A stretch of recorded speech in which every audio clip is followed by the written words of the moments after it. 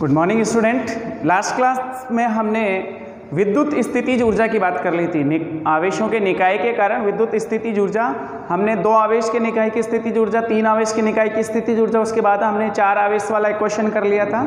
आज हम पढ़ने वाले हैं बेटा विद्युत द्विध्रुव को समरूप विद्युत क्षेत्र में घुमाने में किया गया कार्य। विद्युत द्विध्रुव को समरूप विद्युत क्षेत्र में घुमाने में किया गया कार्य। देखो विद्युत द्विध्रुव फिर से आ गया बेटा।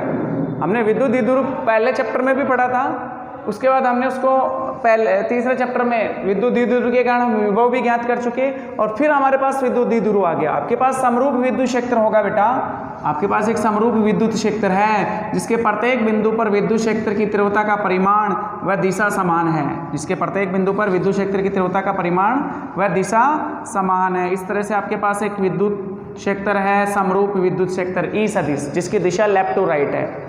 इसमें आपने एक विद्युत द्विध्रुव को घुमाना है, ठीक है। हम जानते हैं कि अगर मैं एक विद्युत द्विध्रुव को इसमें थीटा कोण पे रखता हूं तो उस पर बल आघूर्ण लगता है टॉ P E sine theta.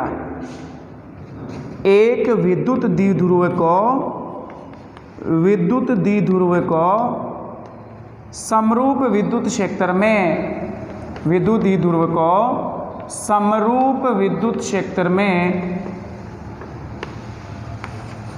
Theta कोण पर रखने पर उस पर लग रहा बल आघूर्ण, उस पर रखने पर उस पर लग रहा बल आघूर्ण, टॉर्क हमने निकाल लिया था फर्स्ट चैप्टर में। उसका मान कितना था? टॉ बराबर पी ई साइन थीटा। उसका परिमाण क्या था? टॉ बराबर पी ई साइन थीटा। यह हम जानते हैं कि अगर समरूप विद्युत क्षेत्र में किसी विद्युत द्विध्रुव को मैं थीटा कोण पे रखता हूं तो उस पर टॉर्क लगता है, बल आघूर्ण लगता है, जिसका मान हम जानते हैं पी ई साइन थीटा। इसका सदिश रूप भी लिख चुके हैं हम, टॉ सदिश बराबर पी क्रॉस ई, टॉ सदिश बराबर पी क्रॉस ई, जहां पी क्या था? विद्युत द्विध्रुव आघूर्ण, विद्युत द्विध्रुव आघूर्ण, और ई विद्युत क्षेत्र की तीव्रता। अब हम अगर इसको थीटा कोण पे रखते हैं तो इतना बल आघूर्ण लगता है। अब हम उसको क्या करना चाह रहे हैं? उसको घुमाना चाह रहे हैं कि मान लो वो पहले θ1 कोण पे है और फिर उसको हम θ2 कोण तक ले गए, या मैं उसको अल्प विस्थापित करूं डी थीटा। सपोज आप एक विद्युत द्विध्रुव ऐसे मान लेते हो ए बी, इसको मैं ए बी से निर्देशित कर लूं, ए बी, ये वाला आवेश माइनस क्यू और ये वाला आवेश प्लस क्यू, बीच की दूरी आपकी 2a। ये आपका विद्युत द्विध्रुव सपोज थीटा कोण पे रखा हुआ है तो उस पर बल आघूर्ण इतना लगा हुआ है। अब आपका क्वेश्चन ये है कि मैं इसको अल्प विस्थापित करूं, कि सपोज इसको मैं डी थीटा विस्थापित करूं। अभी ये थीटा कोण पे ऐसे है तो मैं इसको थोड़ा सा विस्थापित करूंगा तो ऐसे घूमेगा, ये वामावर्त दिशा में घूमेगा। तो थोड़ा सा घुमाने में जो कार्य होगा वो मुझे निकालना है। अल्प विस्थापित करने में जो कार्य होगा वो मुझे कैलकुलेट करना है। देखो ध्यान से बेटा, बहुत इजी होता है। आप इसको डी थीटा विस्थापित कर रहे हो, यहाँ पे मैं कौन ले लेता हूँ कि इसको मैंने डी थीटा विस्थापित किया, वही ए बी आपका द्विध्रुव है, ये वाला आवेश माइनस क्यू, ये वाला आवेश प्लस क्यू। आपने इसको डी थीटा विस्थापित किया तो डी थीटा विस्थापन में कार्य, देखो हम कार्य 2 तरह से पढ़ेंगे। एक तो हम पहले 11वीं क्लास में ऐसा सीख चुके हैं कि अगर किसी वस्तु पे बल लगाते हैं तो उसमें विस्थापन होता है, मतलब बल लगाते हैं तो उसमें मोशन होता है, गति करता है वो। जिस दिशा में विस्थापन होता है तो उसी जिस दिशा में हम बल लगाते हैं तो कार्य F.dr, हम ऐसा कुछ पढ़ चुके हैं, बल इंटू विस्थापन। अगर हमें किसी वस्तु को गोल घुमाना होता है, किसी वस्तु को वर्तुल गति करानी होती है, गोल घुमाना होता है, तो उस स्थिति में जो बल होता है या जो बल की बात करते हैं तो उसे हम टॉर्क कहते हैं। बल लगता है तो उससे टॉर्क प्रोड्यूस होता है जिसकी वजह से वो घूमती है, जो हम ज्ञात कर चुके हैं। तो टॉर्क वाली स्थिति में, बल आघूर्ण वाली स्थिति में जो कार्य होगा उसका सूत्र कुछ वैसा ही होगा, बल आघूर्ण इंटू कोणीय विस्थापन। ये जो डी थीटा है ना वो एक्चुअल में कोणीय विस्थापन। आपने वर्तुल गति में पढ़ा होगा 11वीं क्लास में कि कोणीय विस्थापन, जब हम एक स्थिति से वर्ताकार पथ पे घुमा रहे हैं तो कितने कोण से घूम रही है वस्तु, ठीक है, उसको हम कोणीय विस्थापन, जो कोण आता है वो हमारा कोणीय विस्थापन होता है। तो इस स्थिति में जो कार्य होगा द्विध्रुव को डी थीटा विस्थापित करने में, द्विध्रुव को डी थीटा विस्थापित करने में या घुमाने में करने में किया गया कार्य अल्पी होगा डी डब्ल्यू, जिसको क्या लिखेंगे बेटा, टो डी थीटा। बल आघूर्ण आपका कितना है, टो, और विस्थापन कितना है, कोणीय विस्थापन डी थीटा। तो गोल घुमाने वाले केस में कार्य का सूत्र ये होगा, और सीधी रेखा पे जब हम वस्तु पे बल लगाते हैं उस पे जो विस्थापन होता है उस समय जो कार्य होता है वो W बराबर हम लिखते हैं डी डब्ल्यू बराबर F dot D R, F D R cos theta, कुछ ऐसा लिखते हैं। तो ये गोल घुमाने वाली स्थिति में कार्य है। अब आपके पास देखो टो का मान ये रहा पी ई साइन थीटा। तो समीकरण एक से मान रखने पर, समीकरण एक से मान रखने पर, इसमें आप मान रख लो टो का, समीकरण एक से टो का मान रख लो। डी डब्ल्यू बराबर कितना है आपके पास, टो का मान हो गया P E sine theta D theta. ये कार्य हुआ आपका अल्प विस्थापन डी थीटा में जो कार्य है उसका मान इतना आया। अब यदि मैं कंडीशन लगाऊं कि इसको मैं पहले मान लो आपका जो विद्युत द्विध्रुव था वो θ1 कोण पे था, फिर आप इसको घुमा के θ2 कोण तक ले गए, तो मैं लिखूंगा द्विध्रुव को θ1 से, मान लो प्रारंभिक स्थिति में θ1 कोण पे था, वो θ1 से θ2 कोण तक विस्थापित करने में किया गया कुल कार्य। अब हमें कुल कार्य निकालना है तो क्या करना होता है बेटा, हमेशा समाकलन। कहां से कहां तक विस्थापित करना है कि प्रारंभिक स्थिति में ऐसे मान के चलो कि आपका जो द्विध्रुव है वो θ1 कोण पे था और आप उसको θ2 कोण तक विस्थापित करना चाहते हो, तो θ1 से θ2 विस्थापन में किया गया कुल कार्य हमें निकालना है। तो इस समीकरण का क्या करना होगा, इसको समीकरण संख्या 2 दे दो बेटा। इसका हमें क्या करना होगा, समाकलन, दोनों पक्षों में समाकलन कर लेंगे। इसका समाकलन कर लो, डी डब्ल्यू बराबर समाकलन P E sine theta D theta, और आप θ1 से देखो, आप थीटा के सापेक्ष समाकलन करोगे इधर, तो थीटा की जो लिमिट है वो θ1 से θ2 है, θ1 से θ2। अब आप इसका समाकलन कर लो, उत्तर आ जाएगा। देखो ध्यान से, इसका समाकलन तो हो गया W कुल कार्य, इसमें ध्यान से देखो P कांस्टेंट समाकलन से बाहर, साइन थीटा का समाकलन बोलो, P समाकलन से बाहर आ गया, साइन थीटा का थीटा के सापेक्ष समाकलन माइनस कॉस थीटा होता है, अवकलन कॉस थीटा होता है प्लस में, अवकलन प्लस में कॉस थीटा होता है और समाकलन माइनस कॉस थीटा होता है। सीमा क्या हो जाएगी आपकी, θ1 से θ2। अब देखो इस माइनस वाले साइन को आप यहाँ लिख लो बाहर, देन W बराबर माइनस पी ई, और अब सीमा लिखो, ऊपरी सीमा माइनस निम्न सीमा, थीटा की जगह ऊपरी सीमा θ2 है तो cos θ2 माइनस cos θ1, और अब आपको क्या करना है, इस माइनस साइन को अंदर मल्टीप्लाई करना है, तो ये माइनस साइन यहाँ मल्टीप्लाई होकर ये तो माइनस का हो जाएगा और ये प्लस का हो जाएगा। तो कुल कार्य आपके पास आया P E cos θ1 minus cos θ2। ये एक सूत्र बन गया, ये क्या बन गया आपके पास, एक परमानेंट सूत्र बन गया कि अगर मैं किसी विद्युत द्विध्रुव को समरूप विद्युत क्षेत्र में घुमाता हूं तो उसमें किया गया कुल कार्य ये होगा θ1 से θ2 वाली स्थिति में। अब इसमें स्थितियां अलग अलग हो सकती हैं कि मान लो पहले आपका θ1 पे था, फिर θ2 तक घुमाया तो कुल कार्य ये आया, और अगर मैं कंडीशन लूँ यदि मेरा θ1 जो है वो 0 डिग्री हो, मतलब पहले आपका विद्युत द्विध्रुव जो है वो विद्युत क्षेत्र की दिशा में ऐसे रखा हो, अगर ऐसे रखा है तो थीटा का मान 0 डिग्री होगा, तो प्रारंभिक स्थिति में θ1 आपने 0 डिग्री मान लिया, और मैं बोलूं कि θ2 जो है वो 90 डिग्री हो, ठीक है ना, या मैं बोलूं हाँ θ2 को 90 क्यों लेते हो आप, इसको 0 से थीटा तक घुमा लो एक बार, दूसरी स्थिति में ले लेंगे हम 90। पहली स्थिति में मैंने बोला कि θ1 0 था, θ2 का मान थीटा, मतलब 0 से थीटा कोण तक घुमाया, पहले समांतर रखा हुआ था विद्युत क्षेत्र के, आपने उसको थीटा कोण तक घुमाया, तो इस स्थिति में कुल कार्य कितना होगा, तो ये दोनों मान यहाँ रख लो। W का मान आपके पास आया P E cos 0 degree minus cos theta,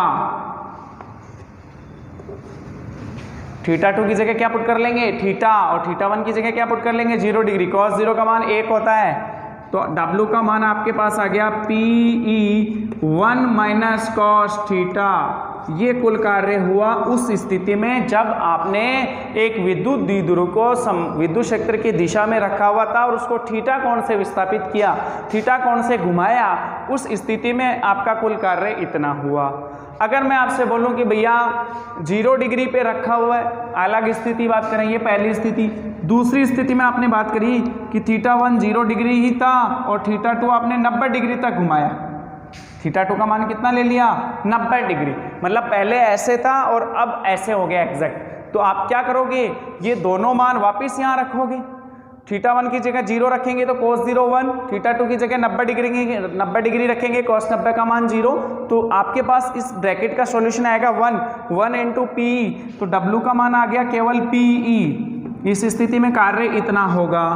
तीसरी स्थिति में 0 पे था, 180 तक घुमाया। तीसरी स्थिति में आपने क्या बोला कि θ1 0 डिग्री पे था और उसको मैंने 180 डिग्री कोण तक घुमाया। मतलब पहले आपका विद्युत द्विध्रुव ऐसे था, -q + q, मतलब इस स्थिति में था।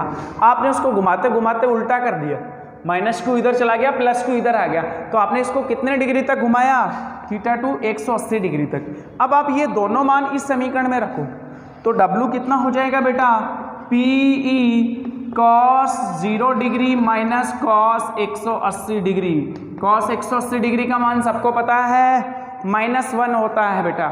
cos 180 डिग्री का मान कितना होता है? -1। तो ये -1 और माइनस मल्टीप्लाई होके +1, इसका मान +1, 1 + 1 2 और W आ गया आपके पास 2PE। कुल कार्य आ गया आपके पास 2 PE। इस तरह से हम अलग अलग स्थितियों में कार्य निकाल सकते हैं। तो ये आपका एक छोटा सा टॉपिक था बेटा जनरल, कि अगर मैं समरूप विद्युत क्षेत्र में किसी द्विध्रुव को थीटा कोण से घुमाऊं या मैं बोलूं कि उसको घुमाने में जो कार्य होगा उसके मान हम इस तरह से ज्ञात कर लेते हैं। बहुत आसान टॉपिक था, इजी था। ऐसा का ऐसा कॉन्सेप्ट आप चुंबकत्व में भी पढ़ोगे। चैप्टर नंबर 8 में भी ऐसा डेरिवेशन है। आपके पास समरूप चुंबकीय क्षेत्र होगा, उसमें आपके पास एक छड़ चुंबक या मैं बोलूँगा चुंबकीय द्विध्रुव, उसको घुमाने में कार्य कुछ इस तरह से ही हम ज्ञात करेंगे। यही सब कॉन्सेप्ट होंगे, ठीक है। अब अपना एक लास्ट टॉपिक और बचा हुआ है। लास्ट टॉपिक क्या है वो देखो ध्यान से। विद्युत स्थितिज ऊर्जा। एक बाह्य विद्युत क्षेत्र में किसी विद्युत द्विध्रुव को लाने में विद्युत स्थितिज ऊर्जा ज्ञात करनी है। घुमाएंगे नहीं, अब हम उसको बाहर से अंदर लेके आएंगे। मतलब आपके पास एक विद्युत द्विध्रुव होगा जो अनंत पे रखा होगा। हमें ऐसे मान के चलना है कि आपके पास एक विद्युत द्विध्रुव है जो अनंत पे रखा हुआ है। लास्ट टॉपिक है बेटा इस चैप्टर का, ठीक है। आज चैप्टर फिनिश हो जाएगा। आप इसके न्यूमेरिकल डिस्कस करके देखना। कहीं भी कोई समस्या है आप मुझे व्हाट्सअप करना बेटा। न्यूमेरिकल में कोई भी डाउट हो आप मुझे उस न्यूमेरिकल की फ़ोटो खींच के या जो भी आपको डाउट हो उसका मुझे व्हाट्सअप करना, आप पूछना ज़रूर, ठीक है ना। हम डिस्कस कर लेंगे। अगला टॉपिक होगा कि एक विद्युत द्विध्रुव को समरूप या बाह्य विद्युत क्षेत्र में लाने में विद्युत स्थितिज ऊर्जा। एक विद्युत द्विध्रुव को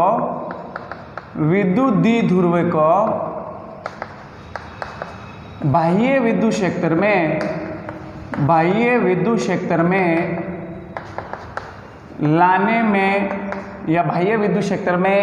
लाने में विद्युत स्थितिज ऊर्जा क्या होगी? विद्युत स्थितिज ऊर्जा कितनी होगी? विद्युत स्थितिज ऊर्जा मतलब यू कैलकुलेट करनी है। इस बार हमें ऊर्जा कैलकुलेट करनी है। क्वेश्चन समझना बहुत आसान है। ये टॉपिक भी लास्ट टॉपिक है इस चैप्टर का। आपके पास बाह्य विद्युत क्षेत्र, वही मान लेता हूँ समरूप विद्युत क्षेत्र। बाह्य विद्युत क्षेत्र, आपने एक समरूप विद्युत क्षेत्र लिया हुआ है इस तरह से, ई सदिश। आपका क्वेश्चन है कि समरूप विद्युत क्षेत्र में मैं एक विद्युत द्विध्रुव को लेके आऊँगा। कहाँ से ला रहा हूँ? सपोज अनंत पे रखा था, अनंत से मैं यहाँ तक लेके आऊँगा और फिर उसमें कुल कार्य निकालूंगा। कुछ क्वेश्चन इस टाइप से ही है, ठीक है। तो आप ऐसा मान लो कि आपके पास एक विद्युत द्विध्रुव है, उसकी कंडीशन भी समझना, -q + q, बीच की दूरी 2a। इस तरह के निकाय को अपन क्या बोलते हैं? विद्युत द्विध्रुव। आपके पास ये विद्युत द्विध्रुव है।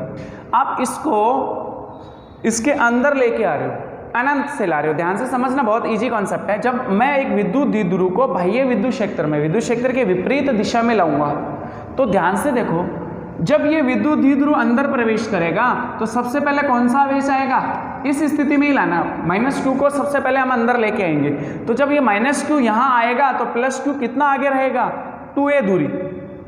कितना आगे रह जाएगा भाई, माइनस क्यू मान लो एंटर कर चुका, तो अभी तो प्लस क्यू तो बाहर ही है, कितना पीछे है 2a, तो इसका मतलब इस माइनस क्यू पे हमें ज़्यादा बल लगाना होगा, या हम बोलें कि माइनस क्यू पे, इस प्लस क्यू पे जब हम इधर से बल लगाएंगे तो प्लस क्यू पे तो भाई ये बल लगेगा, और माइनस क्यू पे कौन सा बल लगेगा, निकाय द्वारा, ये निकाय बल लगाएगा, ठीक है ना।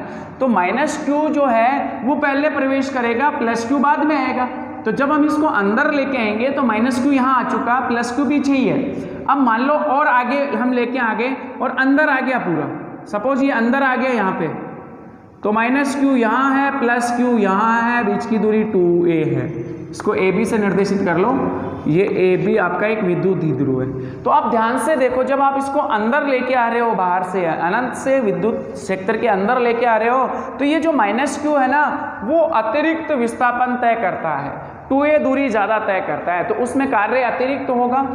उसमें कार्य क्या होगा बेटा, अतिरिक्त होगा, माइनस क्यू पे अतिरिक्त कार्य। आप ऐसा लिखोगे जनरल, माइनस क्यू आवेश विद्युत क्षेत्र में 2a विस्थापन ज़्यादा तय करता है। कंडीशन लिख रहा हूँ मैं, माइनस क्यू आवेश विद्युत क्षेत्र में 2a विस्थापन ज़्यादा तय करता है, अतः माइनस क्यू आवेश पर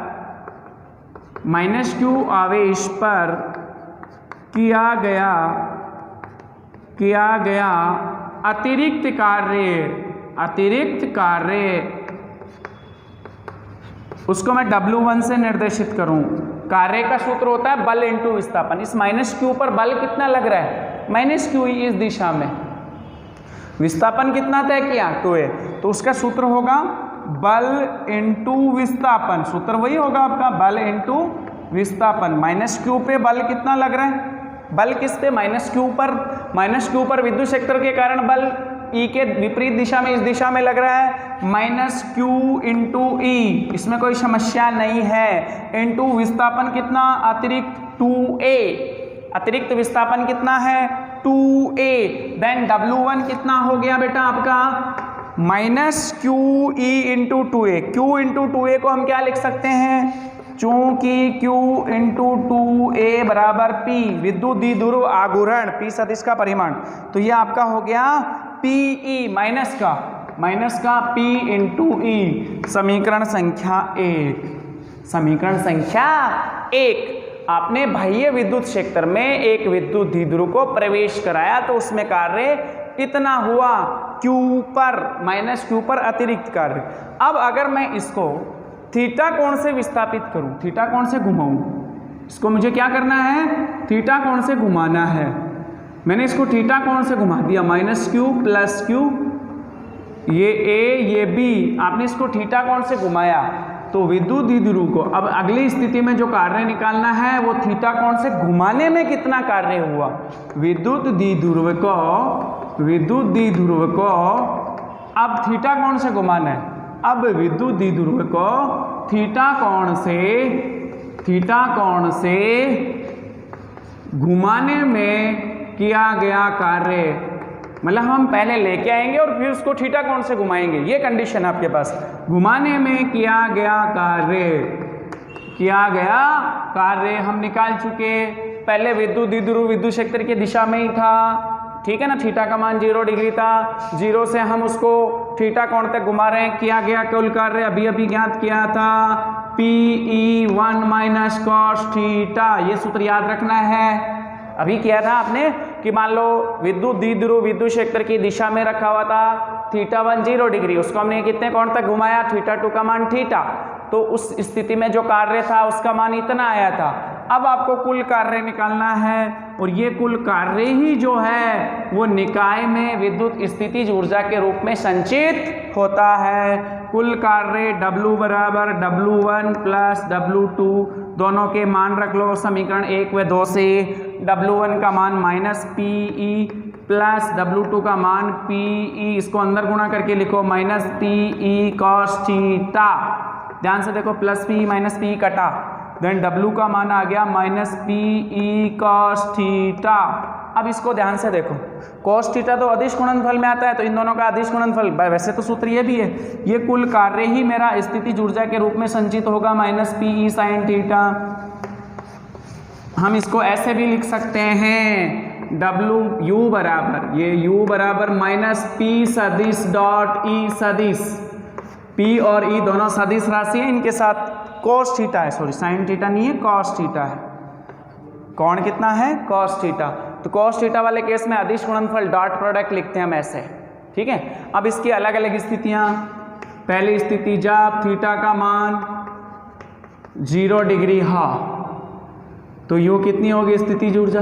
minus P E cos 0 degree. आप इस समीकरण में मान रखेंगे, थीटा का मान 0 डिग्री रखा तो minus P E cos 0, you का मान कितना आया? माइनस पी ई कॉस 0 का मान 1 होता है। ध्यान से देख बेटा, अगर थीटा का मान 0 डिग्री है तो हमने इसको घुमाया नहीं, हम अनंत से उसको बाह्य विद्युत क्षेत्र के अंदर लेके आ रहे हैं, हम उसको घुमा नहीं रहे, तो उस स्थिति में आपका कुल कार्य भी माइनस पी था, तो स्थितिज ऊर्जा इतनी होगी, देखो उतनी है, घुमाया नहीं। तो सेकंड स्थिति में अगर मैं थीटा की बात करूं 90 डिग्री, अगर मैं उसको अंदर लेके आऊं और फिर 90 डिग्री तक घुमाऊं, तो उस स्थिति में कुल स्थितिज ऊर्जा होगी यू बराबर minus P E cos 90 degree.